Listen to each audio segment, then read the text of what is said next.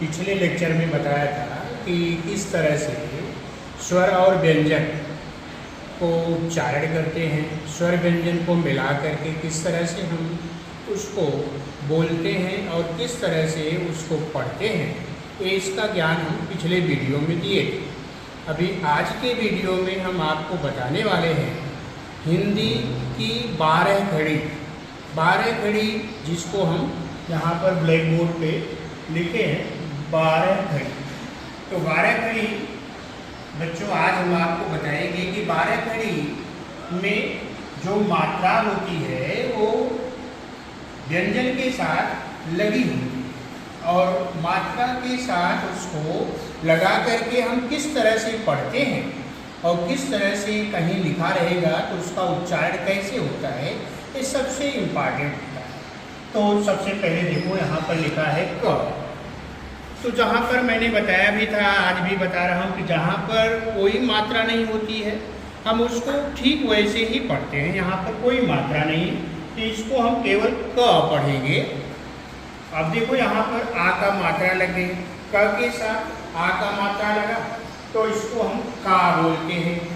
तो इसको क पढ़ेंगे, इसको का। इसमें छोटी है इसको हम लघु बोलते हैं, लघु मात्रा है ये की, तो इसको की बोलते हैं, की। और एक दीर्घ है इसको हम थोड़ा जोर लगा के बोलेंगे कि। एक लघु है छोटा वो, इसको हम कु, और इसको कु, के, कै, को, कौ, कं, कह। ये आपका एक अक्षर से बनने वाले जो 12 खड़ी हैं वो आपको हो गए। अब इसी तरह से देखो नीचे लिखा है ख लिखा है, तो ख से बनने वाले ख, खा, खी, खी, खु, खू, खे, है, को, खौ, खं, खह। अभी ग पे चलते हैं तो ग, गा, गी, गी, गु, गु, गे, गै, गो, गौ, गं, गह। तो एक मैंने गए बोर्ड पे आपको 3 अक्षर लिखा है। इसके बाद आपको अगला में आपको कुछ से तैयार करना है। अगला अक्षर आता है घ। जैसे क में आपने जोड़ करके सारी मात्राओं को जोड़ करके आपने लिखा 12 खड़ी, इसी प्रकार से अगला अक्षर घ। घ में भी हम जोड़ के लिखेंगे। तो घ में हम कोई मात्रा नहीं तो पढ़ेंगे घ, घा, घी, घी, घु, घू, घे, घै, घो, घौ, घं, घह। अब इसी तरह से घ के बाद आता है अंग। तो अंग का उपयोग जल्दी नहीं होता है, इसलिए अंग का हमको पढ़ने की भी जरूरत नहीं है। तो च का पढ़ेंगे तो च में आएगा। तो च में भी हम वैसे जोड़ के बनाएंगे च, चा, ची, च। जैसे यहाँ पर क है यहाँ पर आगे च हो जाएगा तो च हो जाएगा, फिर चा हो जाएगा, ची, ची, चू, चू, चे, चै, चो, चौ, चं, चह। अभी च के बाद आता है छ, तो आगे छ में भी हम जोड़ के बना लेंगे। छ में जोड़ेंगे तो हो जाएगा छ, छा, छी, छी, छू, छू, छे, छै, छो, छौ, छं, छ। सब में वही चीज रहता है, केवल आपका अक्षर का उच्चारण छ हो गया। छ के बाद आता है ज, तो ज में भी हम जोड़ देंगे तो हो जाएगा ज, जा, जी, जी, जु,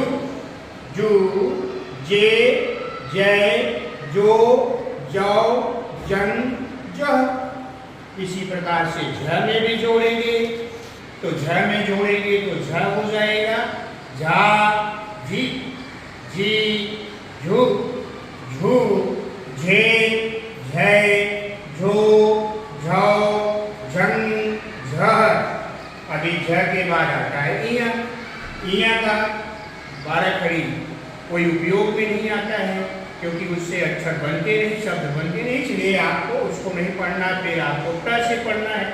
इसी प्रकार से ट वर्ग है, ठ वर्ग है, प वर्ग है, सब में आपको बारी बारी से ये 12 खड़ी की मात्राओं को जोड़ करके इसको 12 खड़ी आपको सीखना है। और तब तक सीखना है जब तक आपको पूरी 12 खड़ी की जानकारी न हो।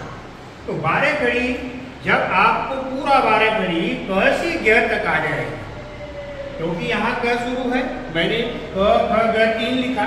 अब इसके बाद आपको आगे का जितने भी अक्षर बचे हैं उनको आपको ऐसे 12 खड़ी बना लेना है और उनको आपको प्रैक्टिस करना है और बार बार प्रैक्टिस करके उसको सीखना है कि इसमें हमें मात्राओं की जानकारी हुई कि नहीं हुई। जैसे अभी अचानक आपको ध्यान रखना है कि कौन सी मात्रा है, ये कौन सी मात्रा है, ये कौन सी मात्रा। अभी तो एक बार इधर से आपने सीख लिया, लेकिन अभी एक एक करके इन मात्राओं पर हम अलग अलग जाएंगे तो आपको आना चाहिए वो मात्रा कौन सी है। जैसे भी यहाँ आपको आए और अचानक आपने पूछा अपने आप से कि मात्रा कौन सी है, तो आपको समझ में आ गया अगर कि ये बढ़ाव है तो आपको समझ लो जानकारी हो गई।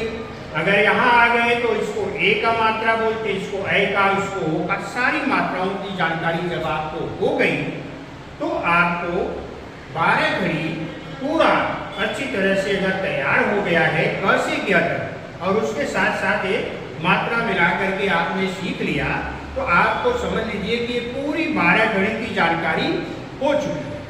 तो 12 खड़ी की जानकारी जब हो जाएगी तो जब हम हिंदी में पढ़ने के लिए शब्दों का पढ़ेंगे या शब्द कहीं लिखेंगे तो आपको इन 12 खड़ी की जानकारी के आधार पर ही 12 खड़ी का उपयोग करके ही शब्द बनते हैं और उन्हीं शब्दों से हम उसको पढ़ते हैं, मिला करके सीखते हैं, पढ़ते हैं और उस तरह से ये 12 खड़ी की जानकारी जब आपको हो गई, पूरे 12 खड़ी का जो सूची है, चार्ट है, आपको आ गया क से ग तक, तो समझ लीजिए कि आपको अब पढ़ने में कोई दिक्कत नहीं होगी, आप पढ़ सकते हो। और अब आपको आज के वीडियो में मैं ये बता दिया कि 12 खड़ी अभी आपको पूरी तरह से जानकारी हो गई। अब यहाँ तक आपको बार बार सीखना है और सीख करके आपको प्रैक्टिस करना है और जब आपको ये हो जाएगा तो समझ लीजिए कि आपको अब हिंदी में पढ़ने में कोई दिक्कत नहीं आएगी और इसको आप में प्रैक्टिस हो। बस आज के वीडियो में